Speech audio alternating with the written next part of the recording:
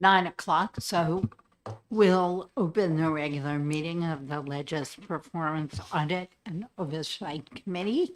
We do have a quorum. Thank you all very much. It's good to see you all. In fact, we have, I think, everyone. Great to see you. First order of business is the minutes of,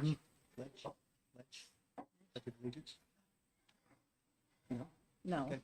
I move we adopt the minutes of Thank you. March 18th as written and presented. So, okay, motion by Senator Lang, second by Representative Griffin. Any corrections or comments on the minutes? Ready for a vote? All in favor of acceptance, please say aye. Aye. Aye. Any opposed? Okay, the minutes are adopted. Thank you very much. Second order of business is an update on the status of our ongoing performance audits, and welcome.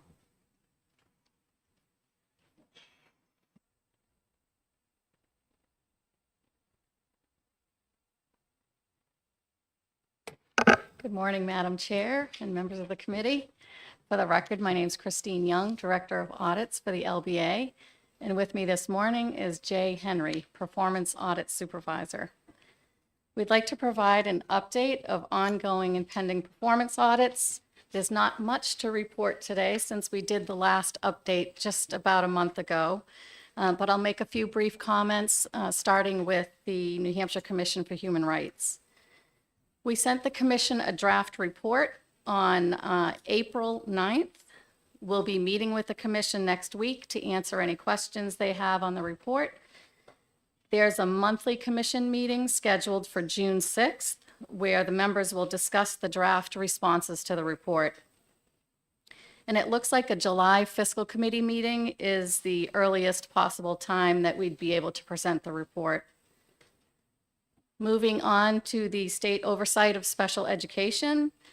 There are no changes to report on this audit. Work is still in process here.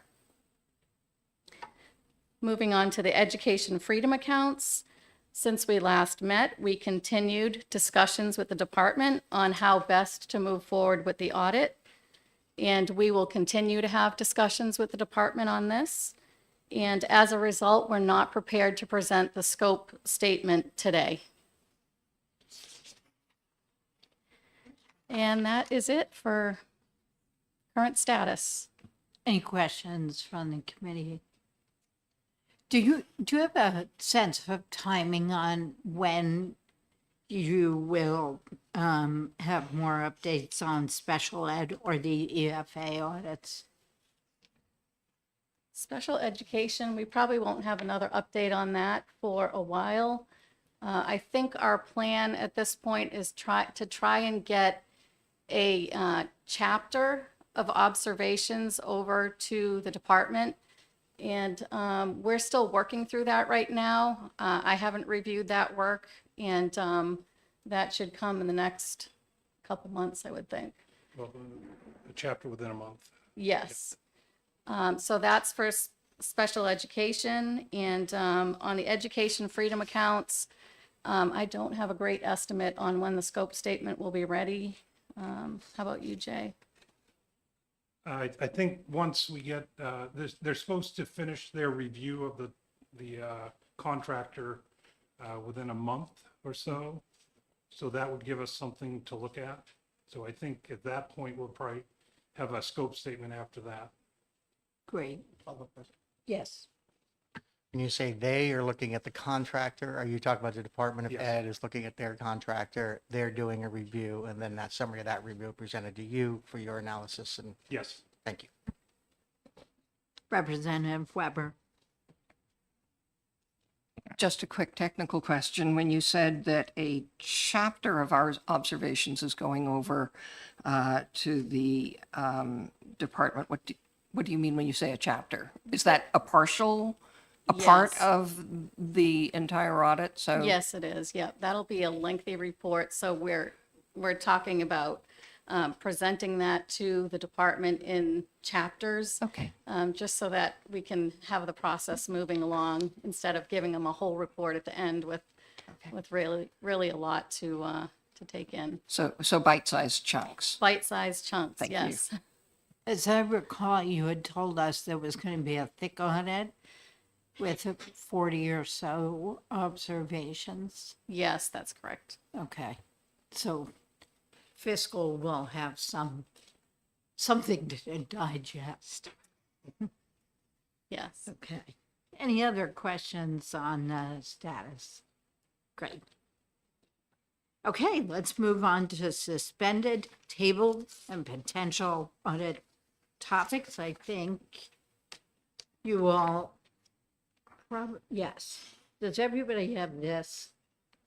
Great.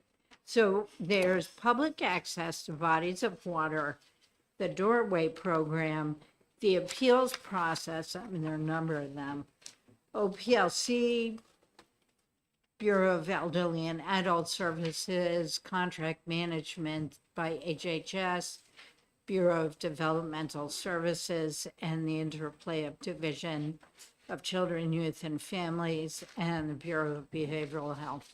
I note that we got a follow-up letter from,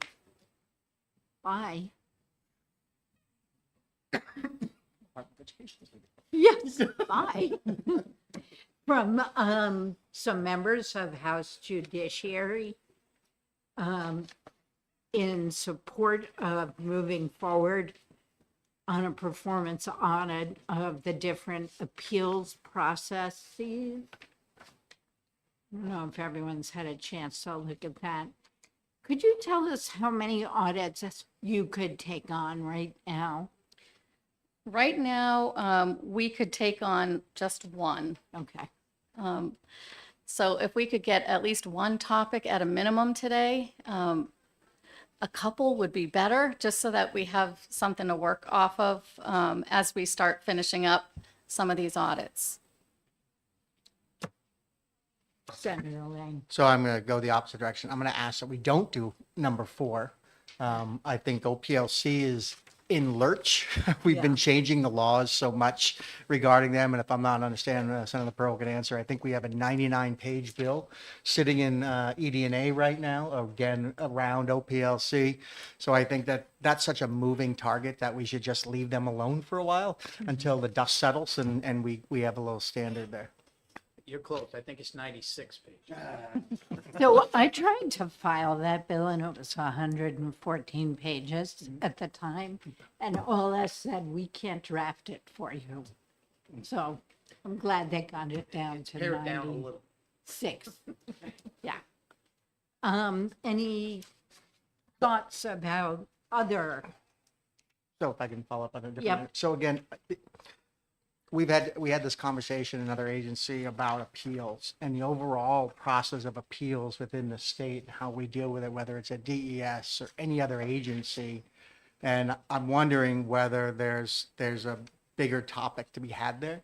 I know some of the concerns were addressed around agencies having hearings officers within their own agency, making them dependent upon the agency and necessarily not likely to rule against the agency, or at least it's probably not in their best financial interest to do so and keep their job, possibly. And so I know that we were having a discussion, I'm trying to remember what committee it was in, but we're having a discussion about the bigger overarching idea of how New Hampshire handles hearings and appeals within agencies. And I don't know if we want to just pick on this one agency or whether we want to take a bigger overarching, big picture view of how hearings and appeals happen within the state, within agencies, and identify what they look like. Representative Weber. Thank you, Madam Chair.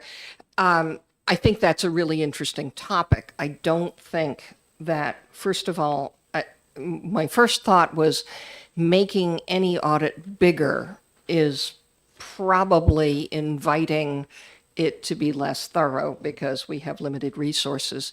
And my second thought is that When you're talking about that kind of inquiry about the appeals process, that sounds to me very much like a study committee, not an issue for an audit. And I think if we're looking for an audit, then something that's narrowly focused is a better choice.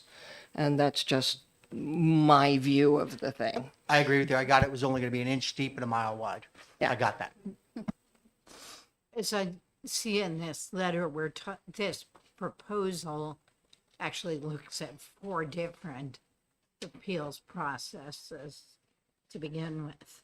The agency is here if we want to talk to them. Who's here from Adam. the, oh. You guys want to come up and?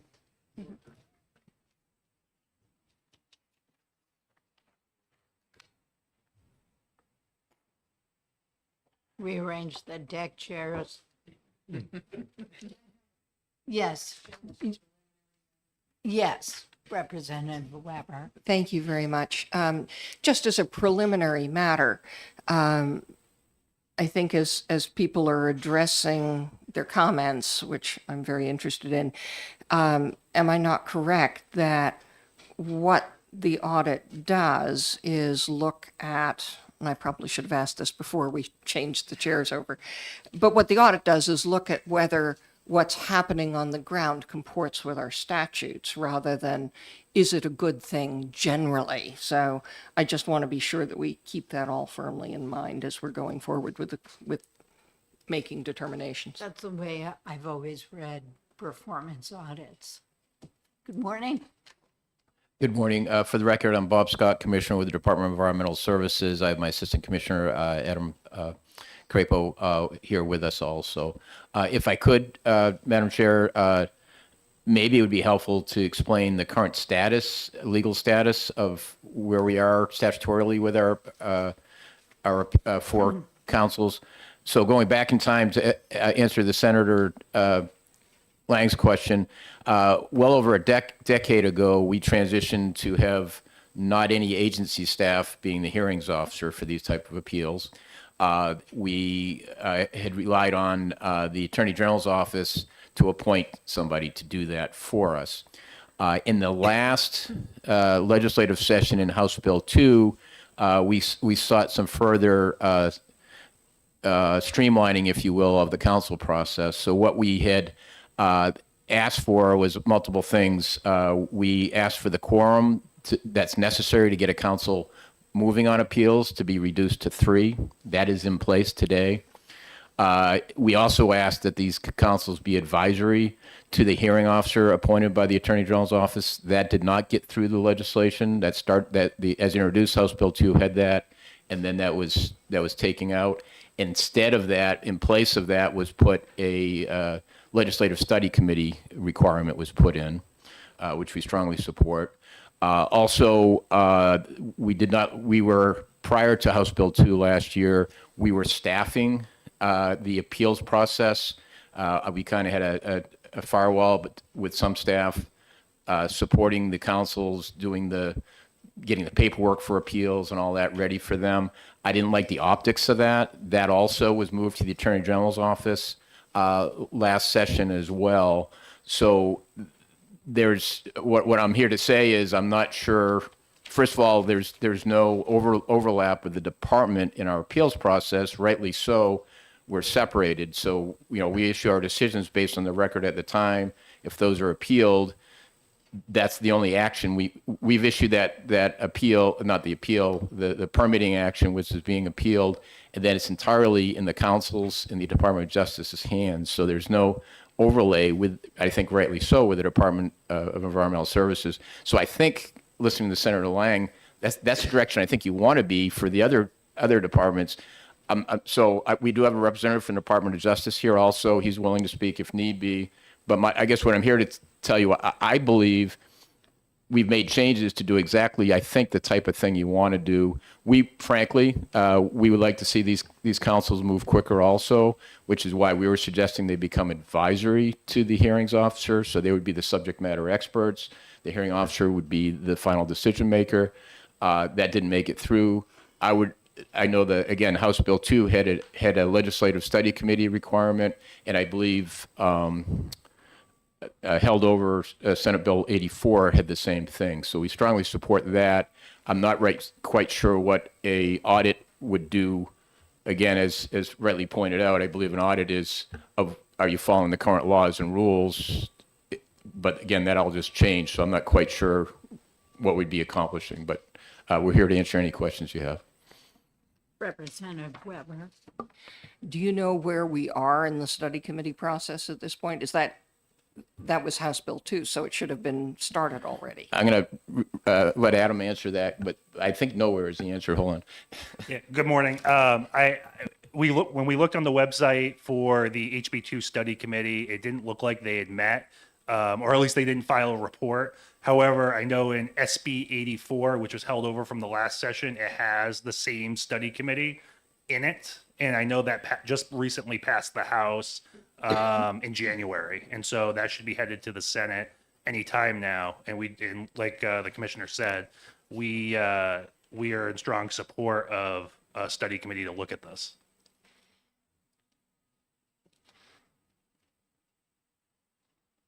Yes, Senator Lynn. Thank you. You answered all my questions, at least regarding your agency and how you handle appeals. I like the idea that's outside of your agency for the hearings officer. So thanks.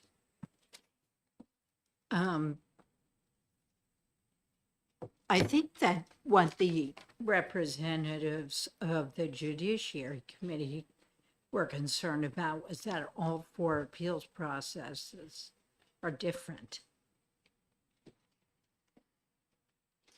I think.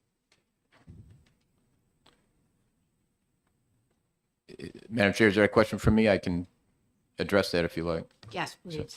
So yes, so right now the 4 councils are set up by statute with subject matter experts depending on the type of permit that we're doing. So there's an air council for air pollution control permits, so they're more aligned to understand those better. Similarly, we have one for wetlands, again, waste management. So that's by design. They have synergized their rules over the years. So by and large, their rules are essentially similar.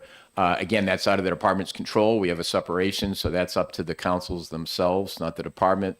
But we certainly encourage that. So yes, there are 4 different councils. That's, again, I would argue would be fodder for maybe a study committee.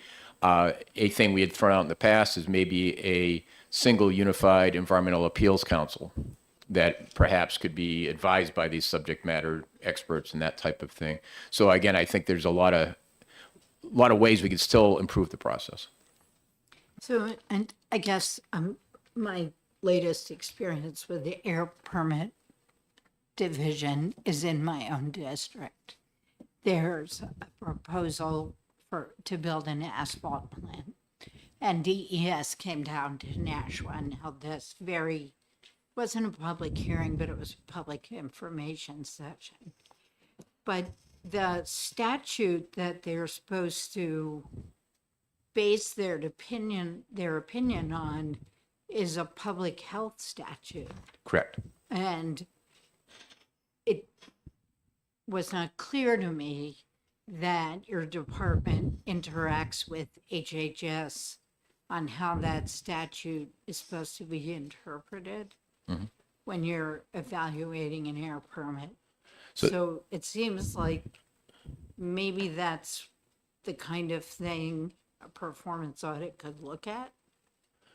Potentially. So 125C, it is a public health statute, but explicitly says the Air Resources Division of the Department of Environmental Services shall. There's a lot of that language in there. So that's where the air pollution control regulations are housed. And that's where the expertise is in the Air Resources Division. That division also has an environmental public health group also, and their job is to liaise with the HHS public health. And as you're probably aware, we're in the same building, so it's pretty easy to do that. So they do that fairly frequently. So. Thank you. Yes, Thank you, Madam Chair. I just don't understand this because I haven't been involved with DES, but are the councils part of DES or part of the AG's office?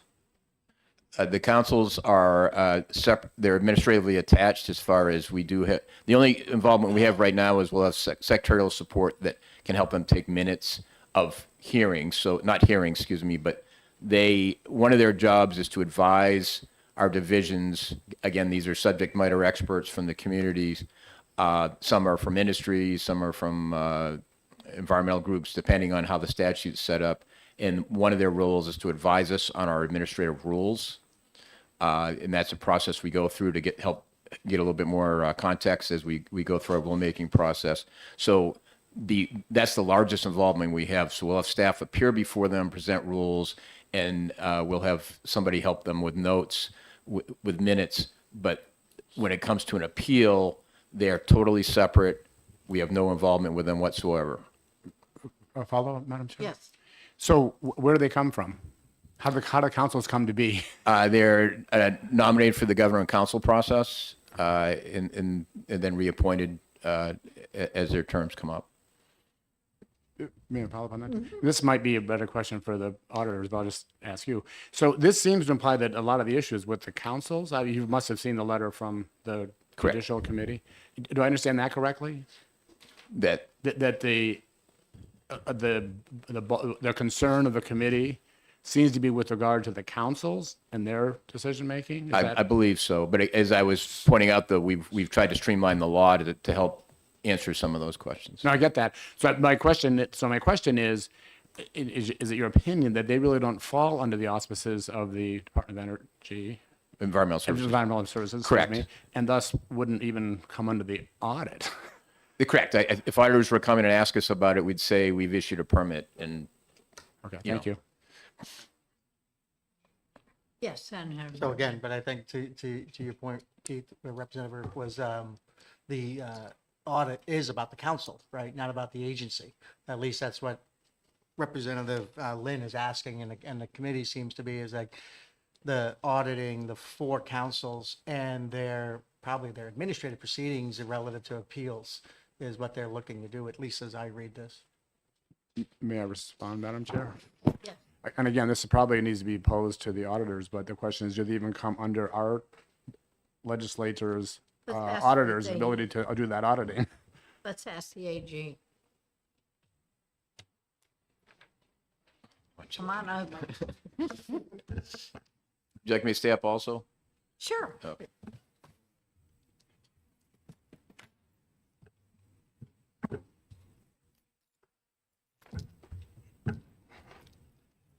Good morning, Madam Chair. For the record, my name is Mark Delafano. I'm an Assistant Attorney General from the Department of Justice in the Civil Law Bureau. So, Rep. Burf, would you like to ask that question? So my question is, we've had discussions in the past over what the boundaries are of the LPAOC, the auditors, basically the performance auditors. Do those boundaries include auditing the councils, which it seems like maybe a significant part of what is being asked of us here? I would have to take a look at the statute that governs audits. I didn't do that in preparation for today's meeting. I can tell you, though, that each of the environmental councils are governed by their own statute under 21O.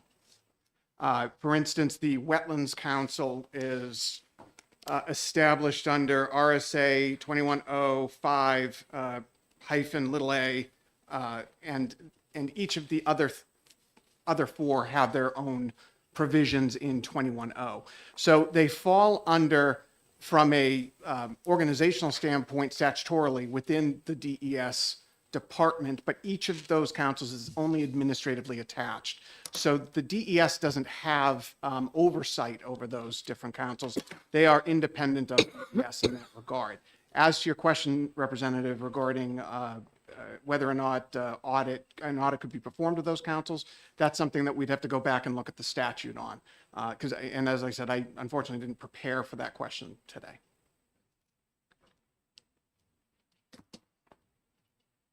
Okay, well, that would be good to know. Okay. Thanks. Yeah. Okay, let's, Representative Weber, take the question. I'm just trying to figure out if I'm missing something here. They're statutorily created, That's correct. and I guess if you're doing the review, my question would be, could we divide it into two parts? One of which is, I can't figure out why we wouldn't be able to audit them, but perhaps you'll let us know. But the second part is, how would we word an audit to properly include those things that we're trying to get at? And that would be helpful. Commissioner? Again, I'm not an attorney, so take it for what you will. I know in the past, when we've had an audit done with the department, at least on one occasion, they looked at the related counsel also.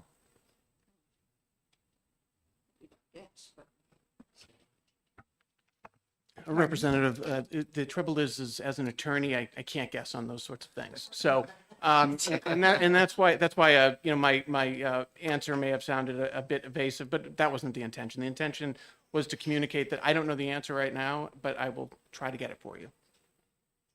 Senator Pearl? Thank you. Commissioner, I'm trying to make sure I have my head around these councils. Did I hear you correctly that they only serve in an advisory? They don't really have any authority to make adjudicate a decision? They're just an advisory, is that correct? No. So what I was trying to relay is our initial request in the House Bill 2 as introduced last year. That was the language. So Okay. so we reduced the quorum to 3 to make it a little bit more easier to happen, and we also had language in there that would make them advisory, again, to the subject matter experts, to the hearing officer who would make the decision. Okay. That did not make it through the legislative process, but again, that's one of the reasons why we're encouraging. I think there's more work to be done there legislatively, and that's why we're encouraging the study committee. If I may. So if there's an appeal, then they decide the appeal and issue a ruling? Correct. So the hearing officer from the Department of Justice will rule on matters of law, and the council themselves rule on the facts of the case. So. Thank you. Just trying to get my head around, make sure I had it correct. But do I understand that what's being suggested by the members of the Judiciary Committee is not the initial decision process, but the appeals? Because these councils issue an opinion, and then the appeal is to the Supreme Court. Yes, ma'am, the Supreme Court. So I'm not exactly sure what part of the appeals process is being recommended. I thought the appeal was to the councils, Correct. not the Supreme Court first. Correct. If I may, yeah, exactly. I think that's what the senator was saying. So the initial appeal, if there's somebody who's appealing one of our permitted decisions, would go to the council. Okay. If they're aggrieved by that, then it would go to the Supreme Court. And I think there's been some discussion in some of the bills that perhaps there should be an intermediate step with the Superior Court. But again, I would argue that is fodder for legislative process, not whether, I don't my opinion, if I may, ma'am, Madam Chair, auditing this at this point, first of all, we have a brand new law that's been in place. And I think a lot of the things raised in these letters are things that they would like to see change in the law. I don't know how an audit does that, but that's, again, obviously the committee can do it, they will. Madam Chair, if I could just add to Yes. Commissioner Scott's statement. So over at DOJ, because of the passage of HB2, we've started taking over the functions of the appeals clerk, and we're working on putting in place a permanent full-time hearing officer. Because some of the funding that was at DES for dealing with that position has been transferred to the Department of Justice. So far, we have a new appeals clerk in place. We have appointed another assistant attorney general from our criminal appeals division to work as the interim hearing officer until we identify a permanent hearing officer. So there have been a lot of changes over the last 6 months, and to I guess, reiterate what Commissioner Scott said. There isn't much to audit at this point because we're still kind of putting these things in place. One thing I will state, though, is that the councils, to the extent that we were able to do this, have adopted procedural rules for appeals, which are more or less uniform. Okay? There are some numbering differences. There are some idiosyncrasies among the councils. But for the most part, this process started 2 years ago. First, it was wetlands. They were the first to have the new rules. Then air, and then last fall, waste, and then this past month, water. So they've gone through. They've been extensively changed. We've held public hearings. We've been to Jelcar a few times, and so now those are in place. So I think that if the consideration now is an audit, it kind of seems as if, well, anything that would be audited might be something under the old system, but because we have this new system, it just kind of doesn't seem timely at this point. Representative Weiler. Thank you, Madam Chair. I'm convinced that we're not ready to move forward on this audit, and I'm ready to put forth another topic when we're finished with this one. Is there any further discussion? I agree. Yeah, I don't feel like we're ready to go on this one. We do have some other potential ones. Do you want to raise yours I do. first? I'm looking at number 6. And again, I don't want to really dig into the contractors, but when we do the DES budget, so much of each department goes out to contracting, roughly 20%. And since this department is almost half of the budget, this represents a sizable amount that we know so little about in the Health and Human Services Department. So just kind of a list of how many contractors, what the total cost is, and perhaps how the process works, so that is it competitive, or are they just looking for the same contractor year after year? Is it just kind of single bids and it just goes through year after year to the same contractors, and do the same contractors have several different contracts with HHS? I don't think this is something where you really need to dig very deep into who the contracts are and what are they doing, but has the same contractor got 5 or 6 different contracts? And there was, and the receivables, I'm interested in knowing who's looking at the receivables, and, how complete are they? I mean, some years ago, going back quite a while, we had a contract that was supposed to reduce teenage smoking. And we spent a couple $1 million year after year to reduce teenage smoking. Finally, somebody looked at it and said, teenage smoking is increasing. Why are we paying these people $1 million a year or $2 million, whatever it was, to reduce teenage smoking? Nothing seems to happen. So we canceled that contract in the budget. That contractor probably spent all that money putting out ads saying the state is not doing enough to stop teenage smoking. It was on all the radios, and I don't know if it made TV, but all the money that they hadn't spent doing what they said they were going to do, they seemed to spend in advertising telling how evil the state was for not following up. But anyway, so ever since then, I've been wondering, why don't we know more about where the contracts are going? Are they going to several different people? Is there a real bidding process, or are the same people getting them year after year, and the same people maybe getting multiple contracts? So I don't need to dig into really what's going on, but just kind of the process. And I'm hoping that we get better information on it. Thank you. Discussion. Representative Weber. Isn't that something that could be requested of LBA by, it's information, it's not an audit. And isn't that something that could be requested now, either of the LBA, either by one of the finance committees or by fiscal, requested by fiscal? There's no need for an audit.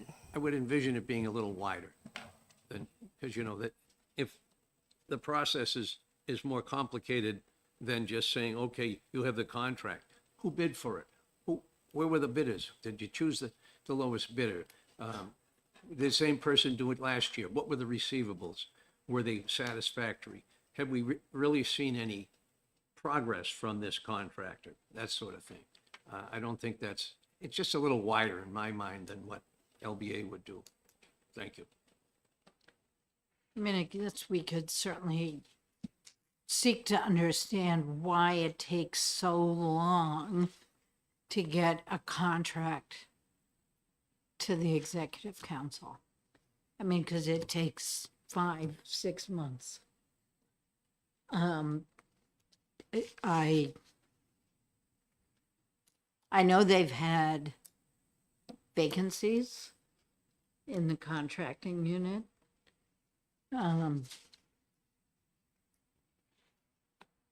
What's the will of the committee? Do you want to discuss some of these other ideas first? Yes, Senator. So Lane. out of the 8 on the list, I had 2 I wanted to take a look at. One was the Doorways program. The other one was the interplay of DCYF and the Bureau and number 8. So number 2 and 8 were my concerns. 8, as you know, Senator, you and I had to deal with an issue this January through March with a child that was stuck in the emergency room for almost 60 plus days, not receiving services, that had a problem. So I'm interested in, was there a bottleneck? I will say, you know, to be blunt, that DCYF, the Department of Health and Human Services, helped me dramatic. They were responsive. They just didn't have an answer to this problem. Yeah, And the kid wasn't involved. Right. TCU, yeah. Right. And so the question is whether there's any benefit that would have, in that particular one family's instance with 60 days, was it an interplay issue between the agencies trying to find, between behavioral services and DHHS to try to find placement? Or was it just, we don't have services? And then on the other, on the doorway, I'm sorry. Could On we the- bring number 8 forward? oh, yeah. Well, wait, we have questions. Okay. So on the doorway program, again, we're seeing a significant amount of money flow into the opioid, and we're having discussions now about marijuana and potentially increasing more drug related things going on within the state. And so the question is, should we take a look at our existing substance abuse programs and see if they're functional, if they're working for our citizens, are they getting the services? And to Representative Weiler's point, the receivables, are we seeing less recidivism relative to people who have gone into treatment, and given all the money we're spending? So those are the 2 I want to see, talk about, and move forward. Senator Whitley. Thank you, Madam Chair. I agree particularly with number 8. My concern is, as we are, continue to build our children's mental health system, that our systems are talking to each other. There's a lot of overlap between DCYF and the Bureau for Children's Behavioral Health, and I just want to make sure that those systems are consistent. For example, many children are placed out of state, not by DCYF, but by the Bureau of Children's Behavioral Health. And I think there are differing levels of due process when that happens and notification. And so I know that we are working towards decreasing the amount of children who are placed out of state. I think that is critical and should be a top priority. I think we need to look at it though. We saw the situation in Tennessee. And so the scope would be, I think, starting to look at how those out of state placements are made, and then secondary, how those out of home decisions are made, particularly when it's involving the Children's Behavioral Health Bureau. I think we have sort of more information about how DCYF does that. Something that is very much related to that system integration piece is who's paying for it. We know that there is a very large budget. Folks who are on finance know that the budget for children's behavioral health is really large, and that's in part because of residential placements. It's also in part because there are children that are getting pushed into the Medicaid system, perhaps because they're not getting coverage for services by their private insurance companies. And so we do know that there is a level of is it appropriate for the state system to be providing so much services for children that should be getting coverage in the private insurance? So I'm very interested in that question. Representative Weber. I would just second all of that. I really think that understanding where the limits are, where the interstices are, how the two agencies mesh and how those decisions are made. I think there are larger policy questions involved as well, but understanding how the process works at the moment, and how they are dealt with, I think would be really helpful. So I would, at any appropriate time, I would be glad to either move or second a motion that we bring number 8 forward. As that, of the two of them, that would be my first priority, certainly going forward. I'm interested in that one, but also the doorways, Yeah. because we spend millions on this program, and we have no idea really what we get for that. I mean, they're open 8 to 5, Monday through Friday, I think. How many clients are they serving?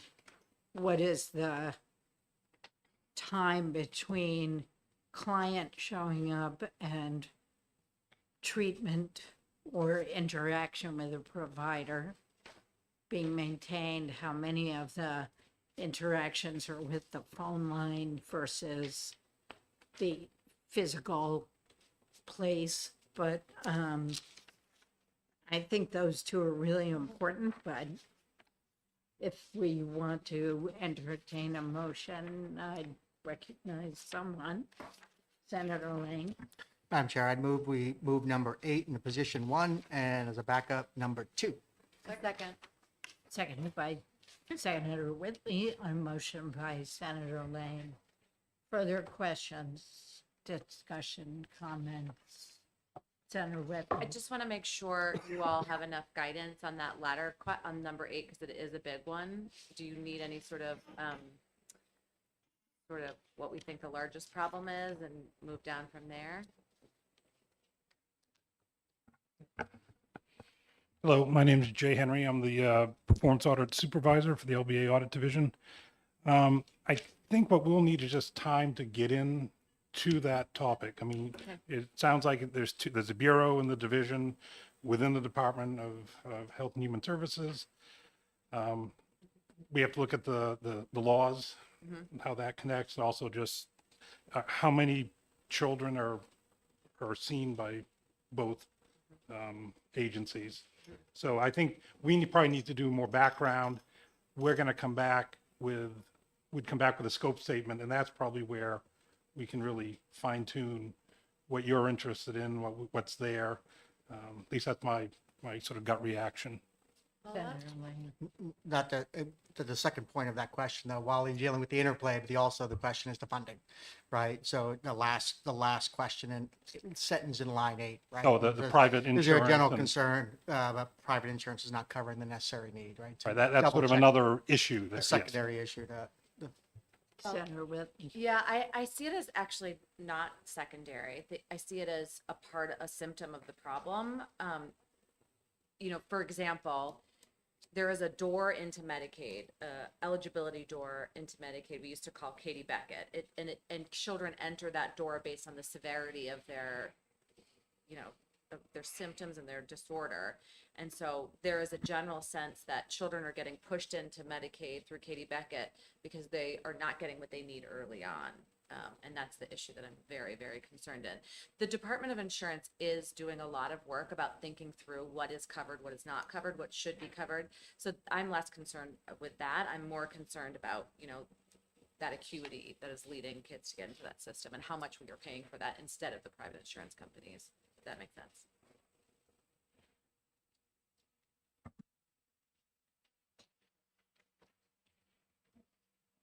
Okay, so we have a motion to put first number 8, then number 2 into the queue. Any further discussion, or all in favor, say aye. Aye. Any opposed? Okay. So probably the next time we meet, you might have a proposed scope statement, at least for number 8.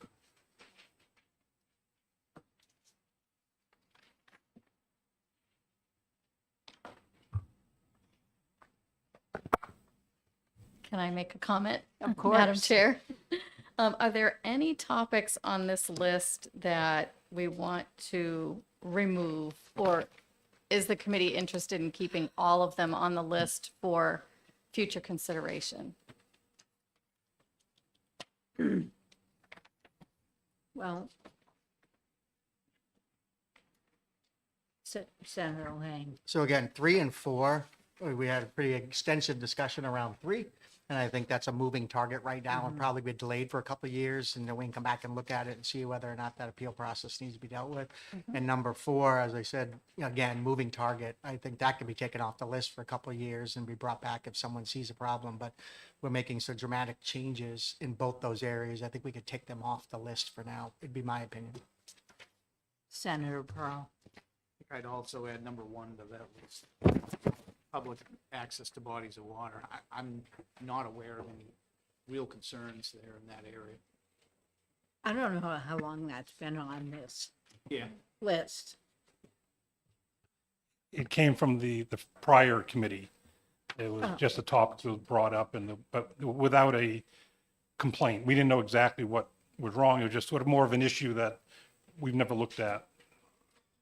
Okay, so we're talking about taking off 1, 3, and 4 for now. 5 is still in litigation. So I think probably we'd be interested in this when the dust settles. Contract management, we should keep on. BDS, I think it's been a while. Senator Lang. Madam Chair, I make a motion, we remove 1, 3, and 4 off the, take it off the table and dispose of it. Second? Discussion? Okay, if you're in favor of removing 1, 3, and 4, knowing that they can come back, please say aye. Aye. Opposed? Okay. So we have 1 and 2, 8 and 2, and the others, 5, 6, and 7. 5, 6, abstain. and 7 stay. Excellent, thank you. Do we have any other business representative or? May I just ask a question? Of course. Regarding number 6, it states at the end there, department personnel provided, ... Is it possible to either tell me when we will receive that and maybe I'll have it, or just resend that information? Because that might be of interest. Sure, we can resend that. Thanks. Yep, that was discussed at the August meeting. Which I missed. And I believe Nathan White made a presentation on that and provided a handout with a couple of charts. So I may have it then. Thank you. Sure. Anything else to come before us? Okay, so the next meeting will be when Jay tells us. Jay has the power. When Jay is ready, when Jay and Christine are ready. And other than that, I think we stand adjourned. Second? All in favor? Aye. Thank you all very much. Thank you, Madam Chair.